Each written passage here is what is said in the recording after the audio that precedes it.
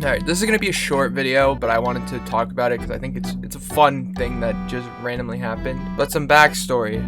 Literally a year ago, as of this upload date, I'm recording this a day early. I'm not gonna upload it on the same day. I tweeted out, "Hey, at YouTube, when are you going to make YouTube Rewind a recap feature like Spotify Wrapped?" And let's just tell you that I am a magician, because recently YouTube just announced how they're adding this recap feature. I've already got mine. It's being slowly rolled out, and so you know, I'm usually the type of person to not get this shit early. I usually always get it late. So this is a surprise for me as well. Obviously in 2019 they stopped doing Rewind after they made a whole Watch Mojo list, and then Kravid, and everybody was speculating, is it ever gonna come back? And obviously it didn't, and we were all thinking it's like they should just bring back Rewind as, like, you know, Spotify Wrapped or something like that. So they did that, but they didn't name it YouTube Rewind. They could have named it YouTube Rewind and be like, yeah, Rewind's back, and now you can see your own stats, not global stats. Anyways, I want to go into mine because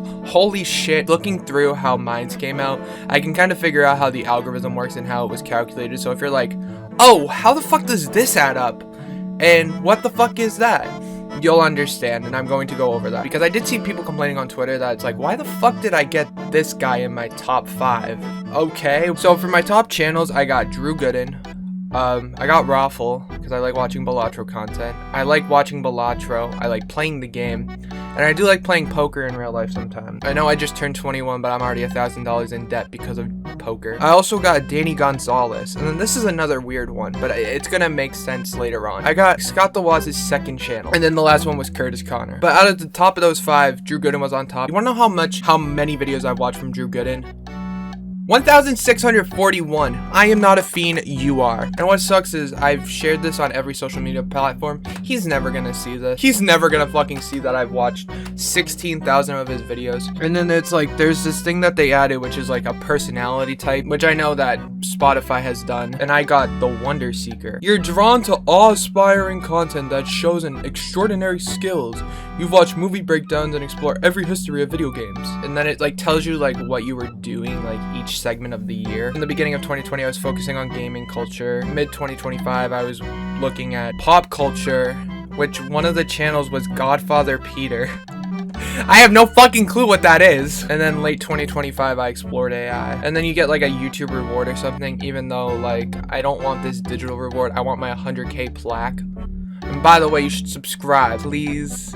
Pretty please with a cherry on top. I will metaphorically kiss you. And then it like goes over your top interests, which mines were like the Fortnite game updates, pop culture analysis, video game history were the top big 3 for me. I want to go over the top creators. That's the one thing I just wanted to talk about because I find it fucking hilarious because that shit is so inaccurate. So if you realize that number 4, I got Scott's second channel. I'm the type of person to fall asleep with YouTube on my little TV over there. Almost every time that I fall asleep with YouTube on, Scott the Waz just fucking shows up. Basically, going off of that, I'm assuming that they're calculating it just like Spotify and how it's watch time. I'm gonna further clarify this point. Obviously, it's being calculated by watch time. That's you know, that's kind of expected, especially for like a recap thing. What I was trying to get at is I've watched way more critical videos over just a Scott the Waz video, whereas Scott the Waz's videos are like hours long, while with critical, his videos are like 10 minutes long, and I've watched way more fucking critical videos over a Scott the Waz video. That's kind of what I was trying to get at. I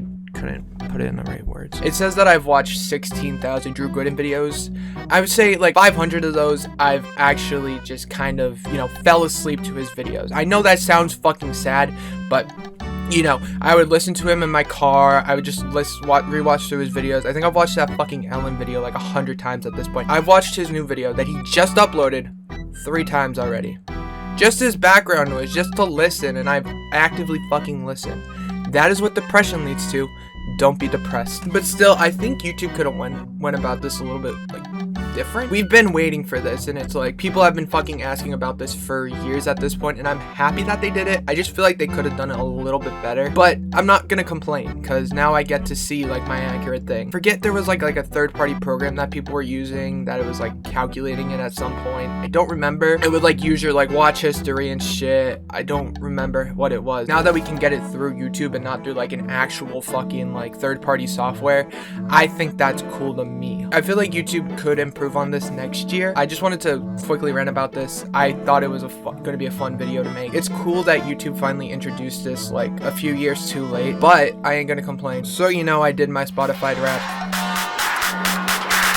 I'm fucking stoked, bro.